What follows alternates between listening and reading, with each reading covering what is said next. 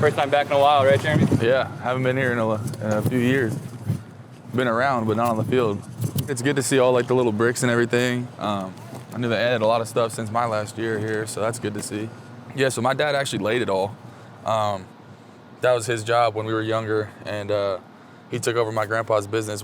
They did a lot of mason work and did a lot of work around this town of just like laying bricks and pouring concrete and stuff. So when they came up with this idea, he kind of had someone to do the engraving and laid all this stone and made sure ours was next to each other because he went to this school too. So yeah, it's pretty cool. It's good to see everybody that's been here, what class they were in. Special teams that have won good things. The Ruckert Trophy on Long Island is the best team, regardless of conference on Long Island. We've won that a few times. We won that my senior year, my little brother's senior year, so it has those all over it. It's pretty cool to see. My head coach went here. He played with my dad in high school, so it's just good to see everybody on this floor and see how everybody's related and getting to be here forever, you know. From the fire through the haze we're coming. It's been too long since the king has fallen. See the lights and the people push higher. You know we're down for a fight. Growing up here, you get to experience all those different little aspects of life, and I think it's one of the best places to grow up as a kid. Comments from the other crowd towards him. I'm like, oh, this kid's in high school. He's in 10th grade. What are we doing here? You know. But once you saw that, I was like, all right, so this is pretty big.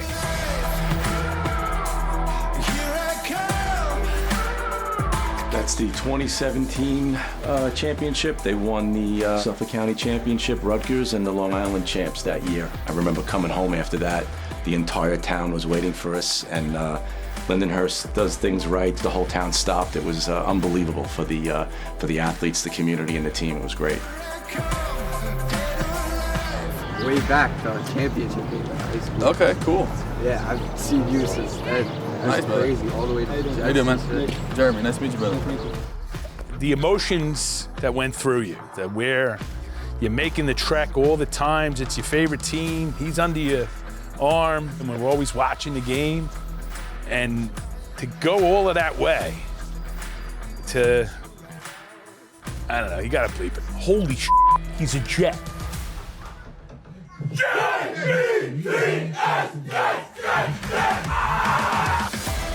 Oh, spectacular by Jeremy Ruckert. From the pocket, a struck across the middle, caught, touchdown, Ruckert again. Has time, fires it down the right-hand side, leaping catch, made. That's Jeremy Ruckert into the red zone.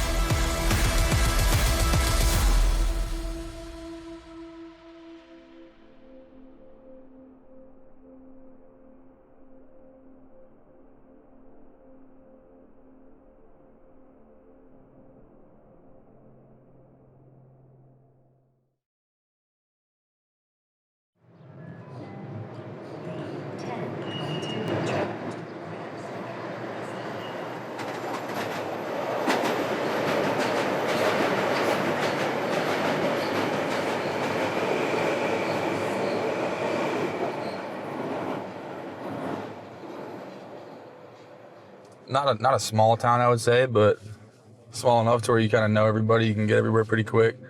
My wife grew up like less than 10 minutes away in the same town, just a different area, different part of it. So a bunch of our weekends were always consumed on whatever sport we were playing at the time.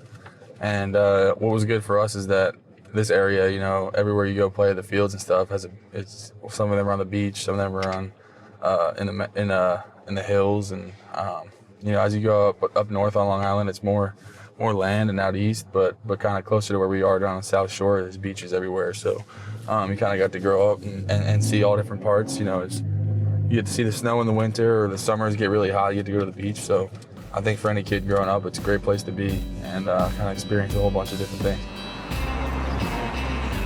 Yeah, Lindenhurst is, to me, it's a hard-working town. Very gritty town, a lot of small businesses around here. Lindenhurst is a community of good-hearted people, family-orientated. Someone needs help, they're there to help, whether it's food, someplace to stay. fix your house up, they're there. It's really tight-knit community, very much a blue-collar community, hardworking. The community is tremendous. We have games where there are more of our fans traveling away than there are home fans at a lot of our venues, and our football is our biggest draw.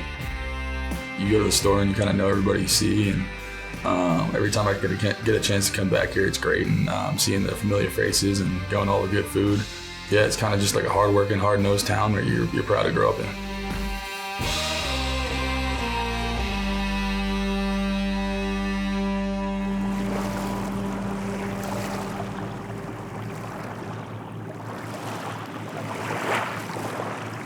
In 2006, so I was 6 years old. My dad kind of paved this whole driveway with the bricks and the cement and everything. And so I was 6, my brother was 8, my other brother was 4 or 5, and we did our little handprints right here. So it's gotten a little bit bigger since then. Got a ring on my finger now, which is kind of crazy, but it's kind of cool to just look at this every time we're back here and just see where we were when it first started, and how much older we've gotten since then, and something that'll always keep us close together, For millions, it must have seemed like a dream. Who were these conquerors from New York that had dealt Goliath such a blow? Were they dreamers? Not really, just a football team. This is their story. Well, I think the first thing that he tells us is that their only Super Bowl was kind of the year he was born. So he was born in 1969, so that was their season where they won it, and he thinks that he was born into it. One of my high school teachers had season tickets, and so he gave me his season game, and it was the Miami game when Wesley Walker scored the 4 touchdowns in overtime. And it's to show you how bad of a fan I was back then. We left to beat the traffic.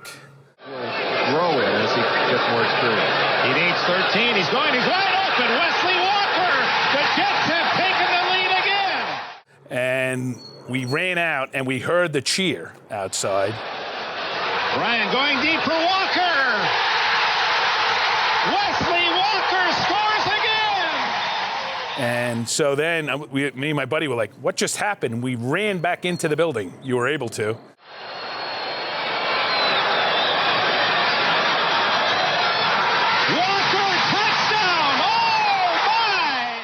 And we got there just in time to see Wesley score the touchdown in overtime to win the game. Fake to Hector. O'Brien going for it all. To Walker. Touchdown. Oh, my.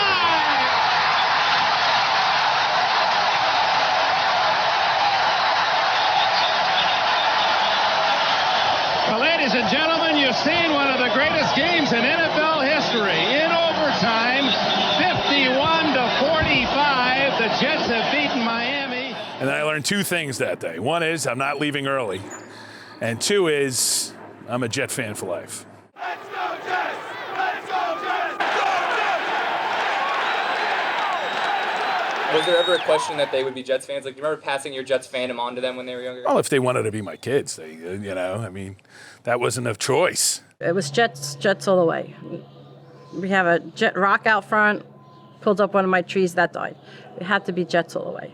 I actually took the boys by myself one day. We just went over and we watched. It was fun. And, for me to do that, I guess I became a Jet fan. Okay, I'll tell you another little funny story. So, and this one hurt. So Jeremy was under my arm, and I don't know, he must have been probably like 3 or 4 years old. And he's looking up, and we're watching it, and again, we're losing to the Patriots. And I go, and he looks up at me and goes, "Hey, Dad, why can't we just be Patriot fans?" I was so mad, but I understood because it was frustrating. It was tough being these Jet fans, but no, they all took it. They could be Yankee fans, Met fans. They couldn't be Ranger fans either, but they knew they had to be Jet fans. That was the hood of his truck from when he was younger and we were younger. So he drove that thing all around, made sure when he junked the truck to keep the hood. And yeah, you know, just a lot of time spent with him on the couch, me and my brothers watching the games. Like I said, just going out into the front yard during halftime playing. Halftime, they'd go out front and they would just have this game. They would just throw the ball, and each of them was on their own team, and those one-handed catch started. We would be outside and playing whatever sport, right back in the backyard, and he just had natural talent. He broke a couple of windows. He was about 3, and I'm throwing him a ball, and that window that's behind me, he broke. And I was like, whoa. And that's kind of when I know. But he was always a head taller of everything. We didn't do football first because he was, I had bad experiences when I was in Little League, so we played flag, but he was a real soccer kid and baseball. Those were his 2 sports way back when. You knew when he was little of what kind of a athlete he could be, you know, and when you saw it in sports, I even asked like the baseball guy when they had T-ball, and they were like, can he move up? And they're like, we don't do that because for his safety. I'm like, if you watch these kids, they're not paying attention. It's for their safety because he could hit. Yeah, so I actually didn't start playing organized football for a while. I didn't start that till middle school, but my dad got me and my brothers into flag football when we were really young. Doing that for a while and playing that was kind of where I first started to really love it. And honestly, watching the Jets was where I first started to really love it. It's always weird to say I didn't start playing till I was a little bit older in middle school, but I always knew I was going to be a football player for some reason. Yes, this is where I played my first ever football game. It's where we played like our local Little League sports and stuff, and it's called Venetian Shores. It's literally like on the beach. There's a dock marina over there for people who have their boats and stuff, so it's kind of as Long Island as it gets. Came here to watch my little brother practice one day. I wasn't even playing football at the time, and I saw a bunch of kids my grade, and they were asking me like, why aren't you playing? And told me that I could, even though I missed the sign-ups, that I could just join up and play. But I remember seeing him on the field, and of course he was bigger and faster than everybody else, but he didn't know how to hold on to the ball because he never got tackled before. But once he got settled in, he just settled in. That was his thing. And my first experience was just, yeah, he's pretty good. Played in that game that week and fell in love with it, and it all like kind of started right here. I'm a natural, bred and born to be wild. Pride is in my blood. I showed up that first game, and I think the first play of the game they threw it to me, and I just ran all the way down, and I didn't score. I like was just running and just like dropped the ball. But with that game, I had like, you know, a bunch of touchdowns and just running around playing defense, not knowing what I was doing, just running into people and catching the ball. And at that time, they don't really threw the ball a lot, so you know, just being able to throw it to someone and they liked that.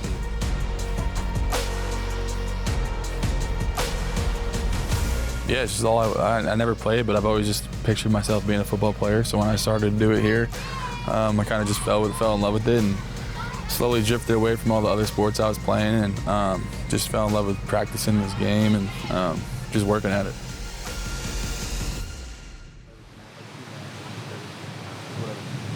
But if you like signals a different play, what's up, man? You're walking good. Yeah. I see you, man. How you doing? How's everything? Good. How you feeling? Good. Feel good. Look good. Not as good as you. Not as good as you.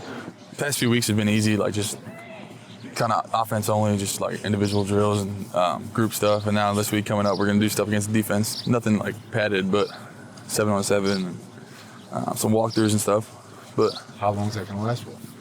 That goes till mandatory minicamp in mid-June, and then that's like a 4-day camp, and then we're done till late July, and then we start training camp. We start rolling. So, you know, we do have on Long Island 7th and 8th grade football, and I would periodically and still do find my way down to a 7th and 8th grade game.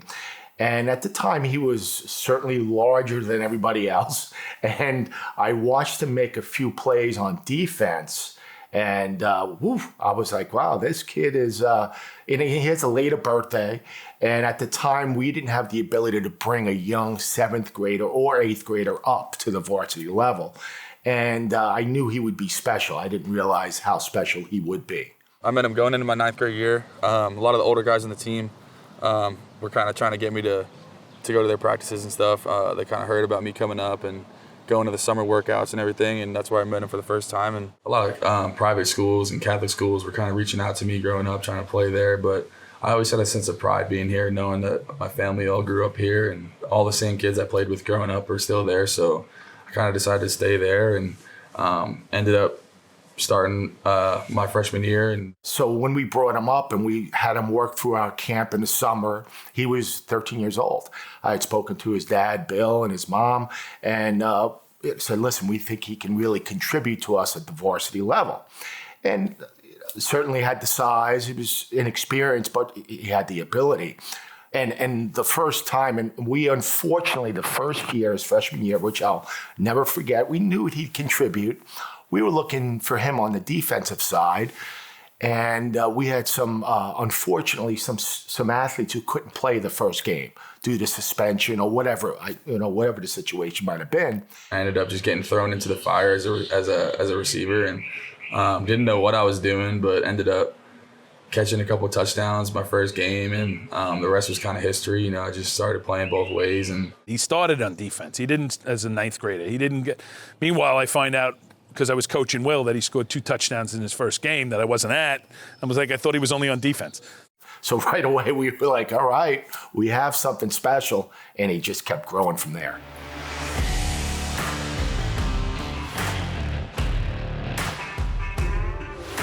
I was able to coach my kids. And I look at him objectively. But I knew there was something with Jeremy. We all knew it. Everybody knows it. He was on the radar of all these teams. And the moment was never seemed to be too big.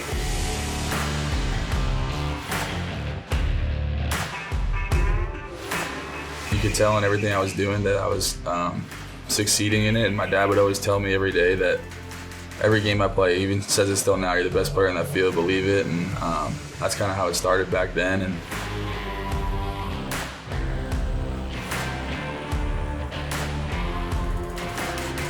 he did everything, by the way. He was a kicker, defensive player, extra points, kickoffs, wide receiver, outside linebacker. So he was on the field all the time. So all the teams that we would play would have kind of similar crowds, especially when I started getting a little bit more popular and famous around the island, where they wanted to kind of see the kid who's good enough to go play, Division I, and let's go fill out the stands and make signs. But away games, you would see the crowds increase on the opposing side, comments from the other crowd towards him. I'm like, oh, this kid's in high school, he's in 10th grade, what are we doing here? But once you saw that, I was like, all right, so this is pretty big. And it was out there that he was going to be an outstanding player, and he certainly didn't disappoint.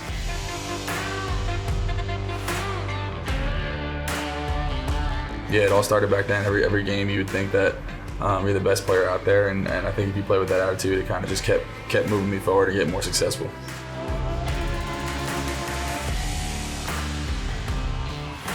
And every time you thought, hey, that wasn't the best game you can play, all of a sudden, he would pick up a fumble, run 60 yards, something would change your mind. And in every single year, he would grow that much more.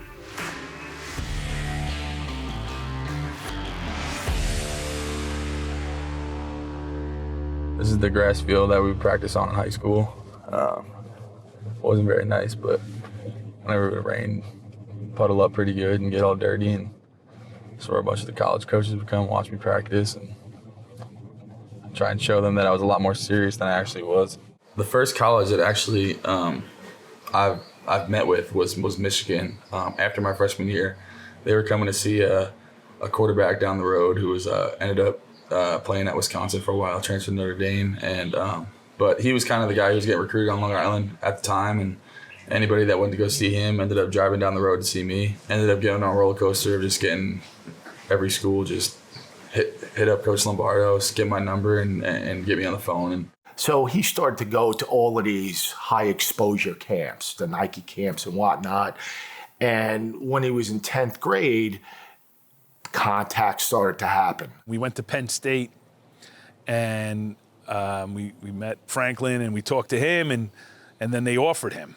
And it was so, and he said to us, hey, we're going to offer him, but be ready. Everybody, once we offer, everybody's going to offer. And I was like, okay. And boy, he was right, because I went, and another crazy moment, I'm here and we're watching my youngest play lacrosse, and my phone pings. It's like, blessed to receive an offer from Alabama. Alabama. Blessed to receive an offer from Ohio State. Ping, ping, boom, boom, boom, boom, boom, one after the other. Blessed to receive an offer from Michigan and Team Up North. So then we have all these offers, and I wanted him to see these places, not just because, and I'm not a man of a lot of means, so we were going on a recruiting trip, the recruiting trip of all recruiting trips, I guess you could say, because I only could take a week off from work. We were supposed to fly into Birmingham to go to Mississippi State, and we got to the airport in Islip, and they were like, flight's canceled. I'm like, damn it, what am I gonna do? I look at my phone, all right, 16 hours, get in the car, let's go. So we drove down from Islip all the way down to Alabama, and we met everybody. The next day we visited Auburn and Florida. The next day he camped at a football camp at Florida State. The next day we visited Georgia and Tennessee.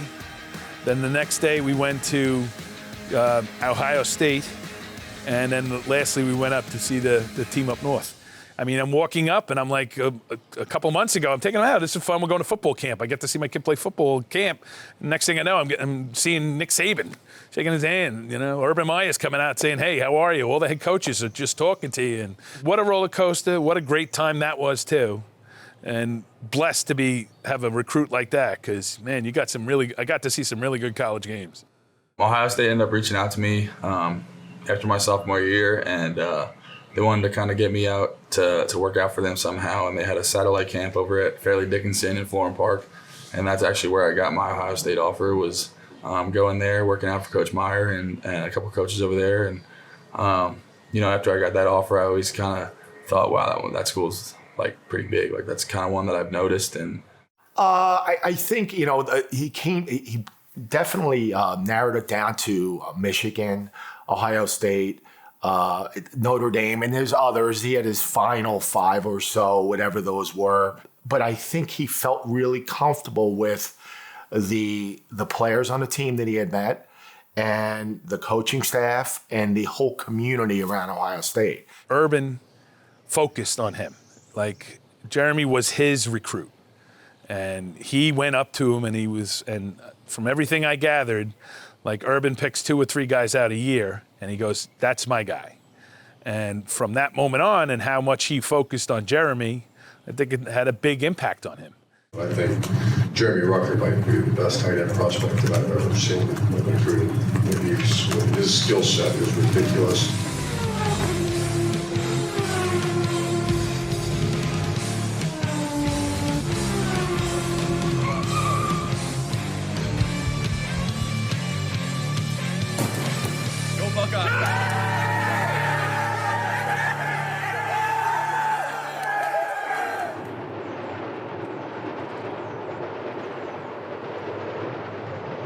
I played on the varsity since my freshman year, and each year we went pretty far, but never won.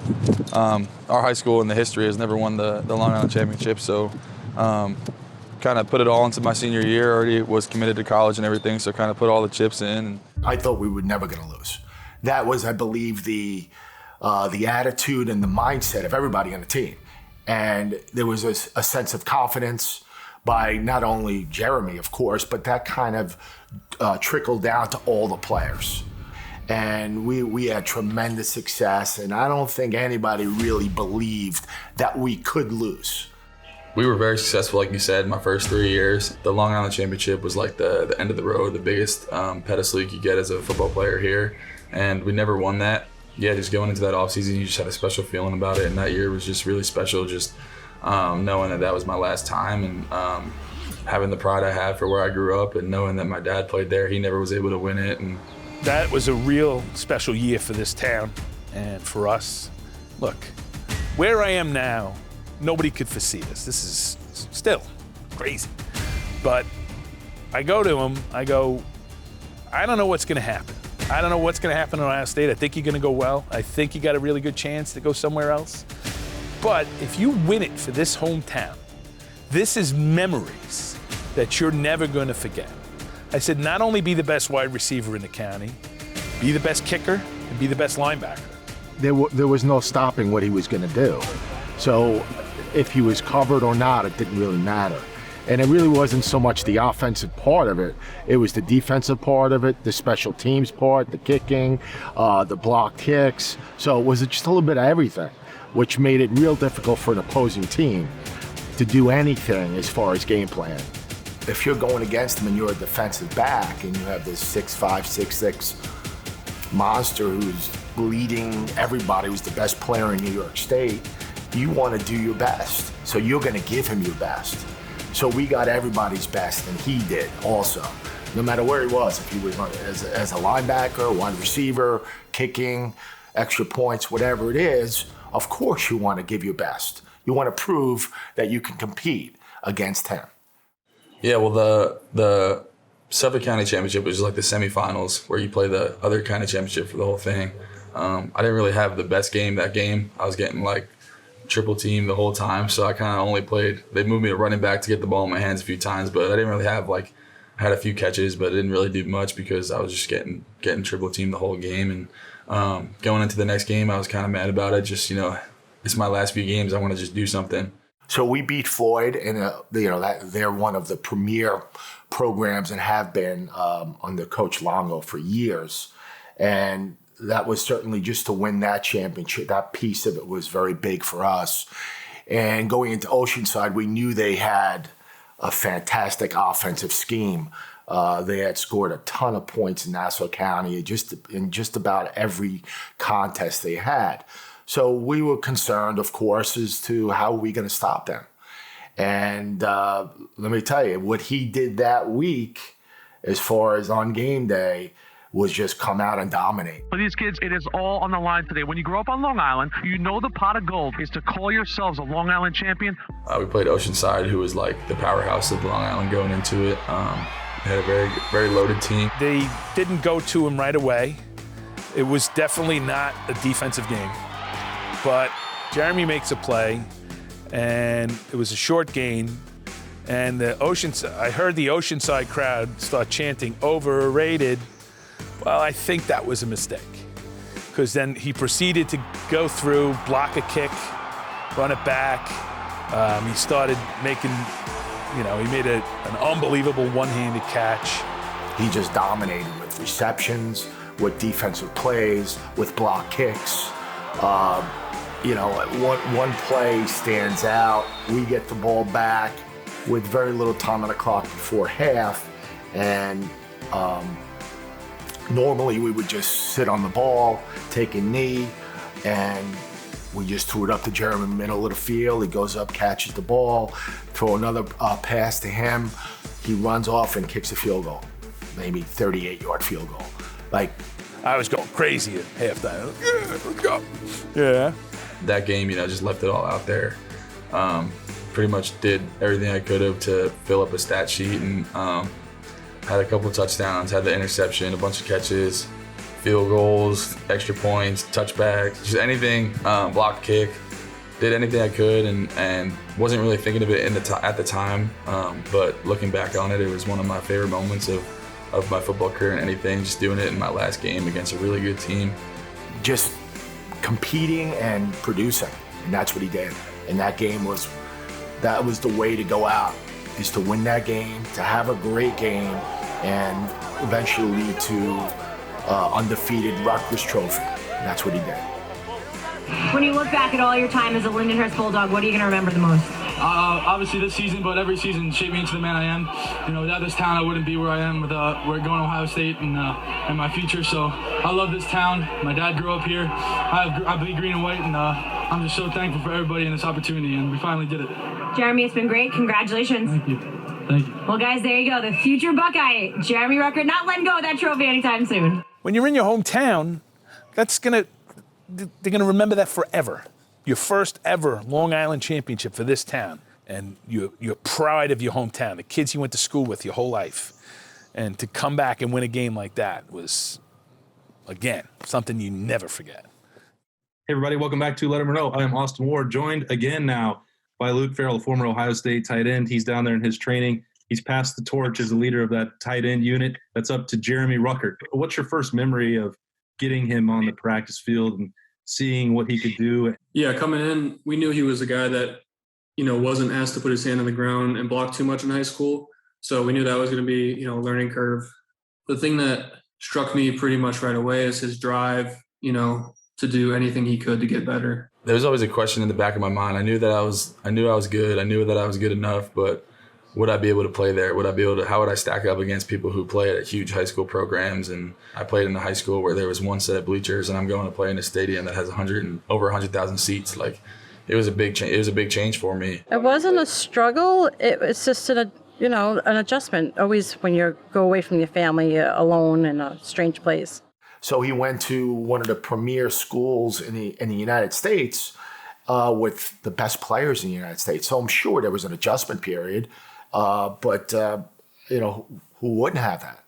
And he seemed to fit right in. And I think realistically, going from a wide receiver in high school to a tight end, where he never really had a block for us, only a handful of times, he was wide receiver.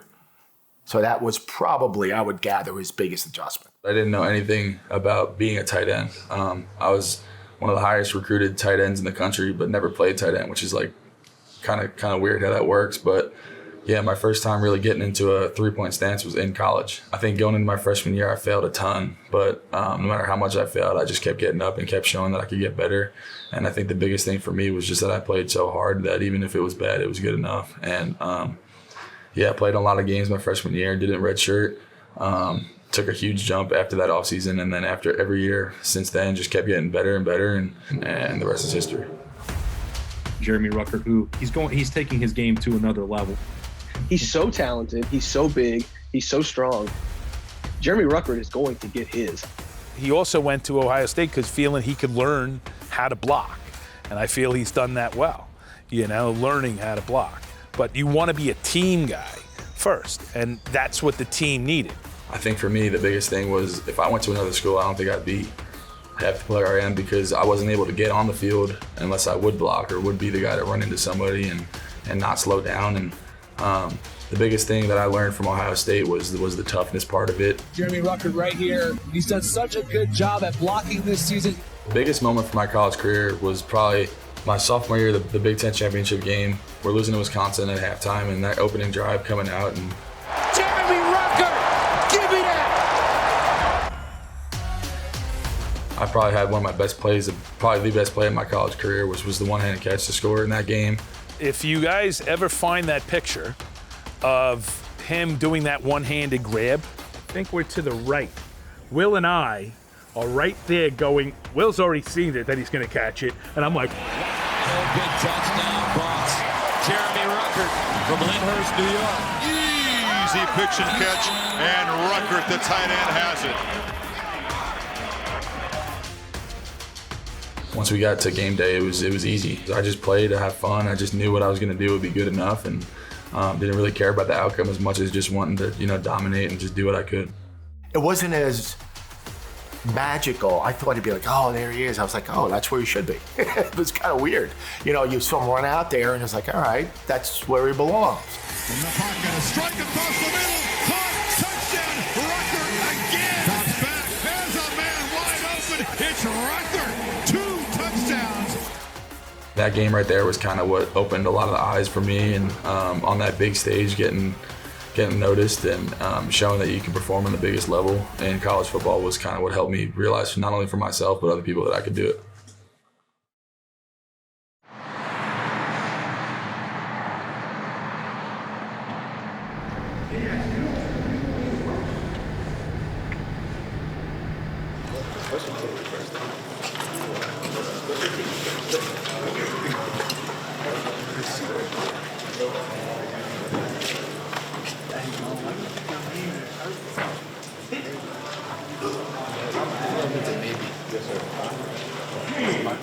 Rule number one, protect the team. I think that's real good, guys. I see some guys writing this stuff down. It's really good. Being from Long Island and going to Ohio State, just seeing how you stack up against those guys, and then being in Ohio State and seeing how you stack up against the other guys who were going into the draft, I think that was a big deal for me, just to see where I was at and all the other tight ends that were there. And just I wanted to compete and just show what I could do. You know, I was battling an injury at the time and just wanted to, you know, fight through that and manage that. And it was a good experience getting to go through all the draft interviews and kind of seeing what it was like to be a pro in a pro offense. And I think it was good for him because, you know, he did say, hey, you know, Dad, the Jets are coaching, you know, and I was like, well, say nice things. You know, we want to say nice things to the Jets. That's what we always want to do. We say nice things. My coaching staff for that week was the Jets, so I got to meet Coach Mid and kind of fell in love with how he coached the game and how he coached his players. And since then, we've just been super close. And I think that's the biggest takeaway I got from that week was just being able to meet those guys and show them who I was as a person and a football player. And I think that's kind of what helped me get the call from them on draft day. I think it was so important that I believe that the Jets coaches and staff got to see his personality. You're always going to say this about your kids, but he's just a good dude, and he cares. And what else would you want on your team than a good dude who you feel is talented that cares? And that is him. The number one best tight end in this class is Jeremy Ruckert from Ohio State. I kind of got to meet with every single team, and every time I met with Coach Mid or anybody with the Jets, I could kind of sense that, you know, having that experience at the Senior Bowl made those meetings way easier, and they brought me in on a top 30 visit. And half the meetings I had when I was there was just hanging out with them. You know, they already got what they needed to know as far as measurables and film study from the Senior Bowl, but they just wanted to have me come out and hang out with them a little bit longer, talk some ball. And yeah, that visit was great. But at the end of the day, I didn't really think they were going to take me. So I go to his agent. I was like, you know, the Jets don't have anybody. This was before they signed Conklin and Uzama. And he told me, Bill, it never happens. Just get it out of your mind. It never happens. Like, oh, I'm not going to get it out of my mind. But then when they signed him, I didn't believe that he was going. That week is so stressful. You look back on it, and it's just like you have no idea where you're going to live. You have no idea where you're going to play, what the situation's going to be like. And at the end of the day, your dream's coming true. So it's like you don't know how to feel. It's exciting. So we ended up setting a party for just, you know, my close family and close friends. That was kind of a smaller group for day 2 of the draft where, you know, we kind of thought I was going to go, but just in case I didn't, we had a huge party on Saturday planned where like extended family and everybody could just come hang out here on the island. We're sitting there and, you know, we're hearing from his agent before that, hey, you know, anywhere from 55 to 90. That's a tough spot because we're all there and he didn't want to have a lot of people because, you know, there's so many kids that it goes through and then you're all hanging out and then he doesn't get picked. Even though he's going to get picked, he didn't get picked, and so he wanted to kind of keep it small.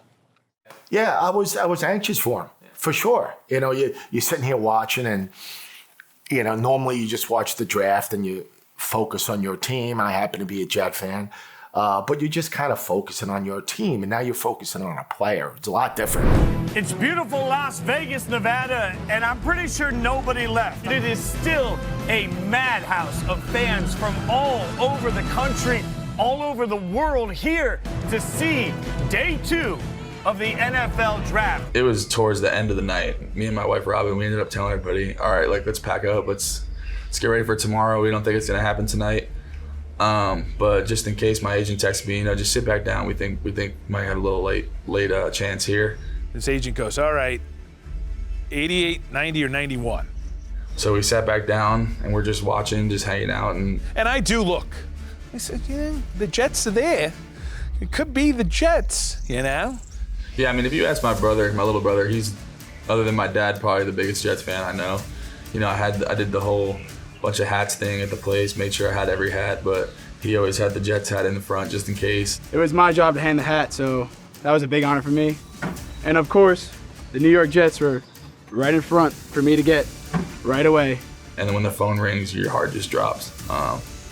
You don't want to look at it, you don't want to know what's going on, but at the same time, you just do it. And you don't even know what to say because we're sitting there, and we all know. And then all of a sudden he picks it.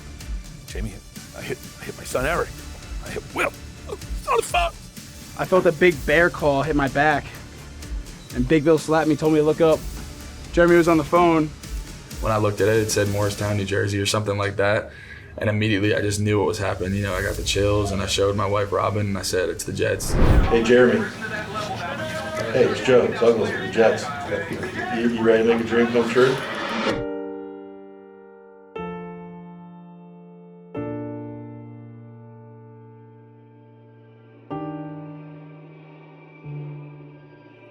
Once I hung up the phone, I just, like I said, pointed to my brother, told him to give me the Jets hat, and I don't even remember how loud the place, it erupted in there. My dad was so excited, and got to hug them and put the hat on for real, and it was just a dream come true. And then finally, when he hangs up the phone and asks for the hat, I couldn't take it anymore. He's in the back. It's crazy. My kid's a Jet. I went from, and then, you saw the tears in my eyes in that moment because everything he worked for. But no matter how much I felt, I had to get a Jet chant out.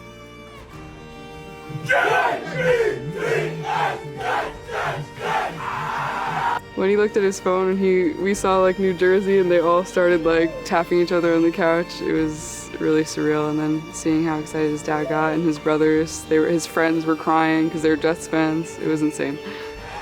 Jeremy Ruckert, the tight end from Ohio State. This is sort of a hometown pick. He's from Lindenhurst, New York. That is Suffolk County, Long Island. That is most definitely Jets country.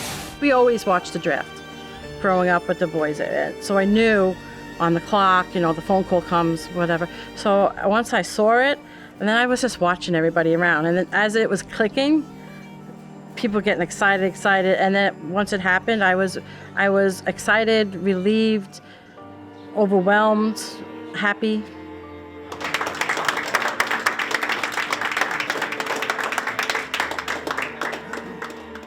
The joke of the draft party was that I was wearing a Jet shirt underneath my nice little crew neck. So the joke was that if he was going to get drafted, I was going to rip my crew neck off and then show the camera the Jets thing. But unfortunately, Big Bill stole the show with his big scream, so no one saw me ripping the shirt off, but that's okay. I mean, it's fine. Big Bill's got a lot of emotion, all right? Got to give it to him. Once I got that call and looked at the phone of the area code and knowing where it was, I immediately just looked at my little brother, and he knew exactly what I was thinking. He had his Jets shirt underneath his sweatshirt just in case, and he just ripped his shirt off, and everybody just blew up with emotions just knowing that I was going to be close, and all those years of just dreaming to be a Jet just came true. And since then, it's just been my goal every day to just do the best I can to live in this moment because it's what I've been dreaming of my whole life. That's also 3 in a row. Block me, don't matter. Swoosh, 4. Jets, Jets, Jets, Jets.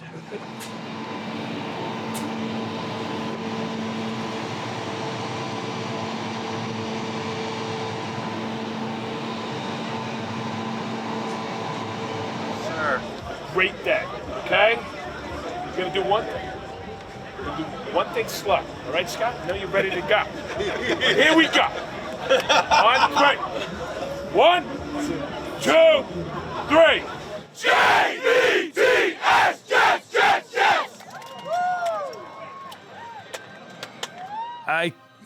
Jets! There's no words. The first time he ran out of the tunnel, everybody was there to support. J-E-T-S, Jets! It's all right. But that first day, you see him running out there, and you see him with your own eyes coming through, and it's like, where am I? What is going on? My kid is running out with a Jet uniform on.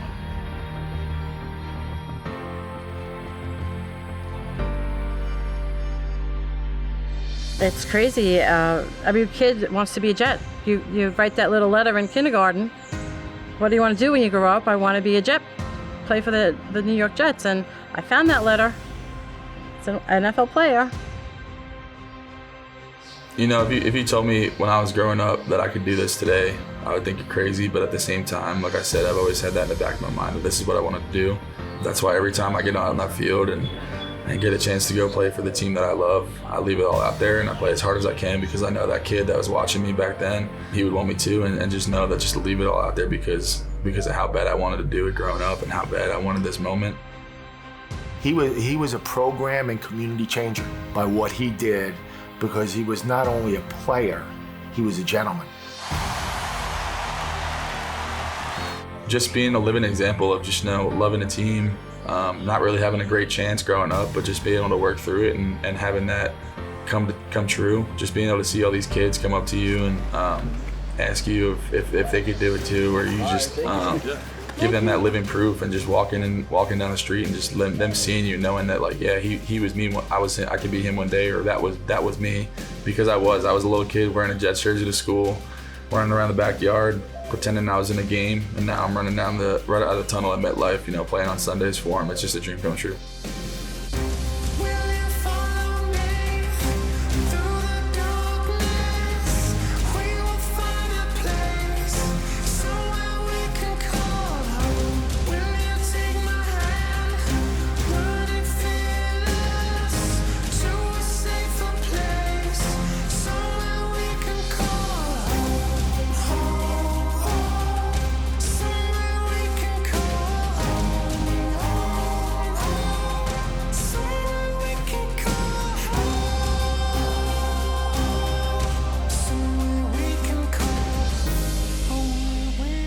J-E-T-S